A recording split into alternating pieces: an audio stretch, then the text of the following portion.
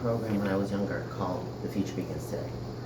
They were an amazing program that helped me succeed and helped me become a better person because I couldn't focus and I couldn't listen to my teachers and what they were saying and what they gave me. I just couldn't.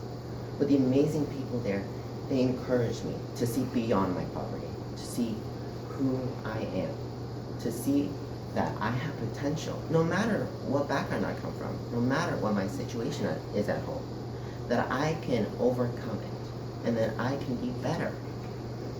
And they encouraged me so much to be that better person and to become successful. And I love that so much about it. But then I realized that all these other kids, they don't get those opportunities.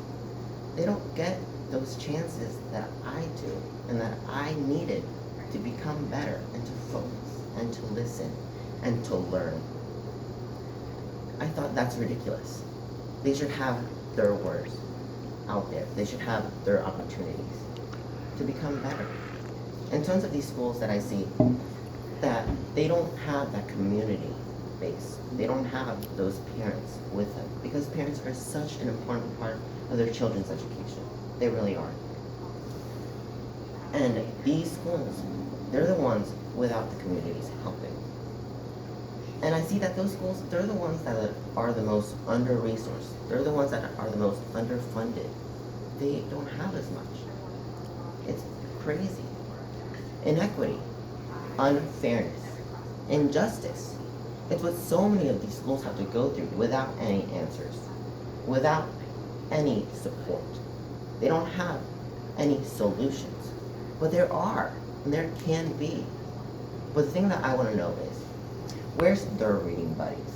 Where's their Future Begins Today? Where's their support? Because obviously they're not getting any from the state. They're not getting as much as they need from the government. I mean, we can see from the Center on Budget and Policy Priorities that 34 states are contributing less funding per student basis now than they did before 2010. Insanity. So inequity, it just continues to grow. And so does that economic gap between the poor and the rich. It's just stupid. We could see on sites like children.org that between 2012 and 2014, federal spending fell for kids' education, for their nutrition, for their social services. And that's insane considering the government only really spends 10% of the national budget on kids every year, a fraction of what other developed countries spend. So then because these schools aren't getting the money that they need, they have to cut out extracurricular activities. They have to cut out all those higher advanced classes. They have to cut out opportunities for these students that need them. It's insane how hard they have to work just to become better, but it can happen. It can become a thing. I mean, just imagine these kids coming to school without clean clothes, without working water, without food. They're scraping by just to survive, and then they have to come in with a mentality to learn. It's just difficult. And because these kids come from poverty, they have to live in places with poverty. They have to live in places with schools that don't have that strong, supportive working environment. They don't have that. So then the kids, they don't want to learn. They don't want to focus. They don't want to become better. So then they drop out.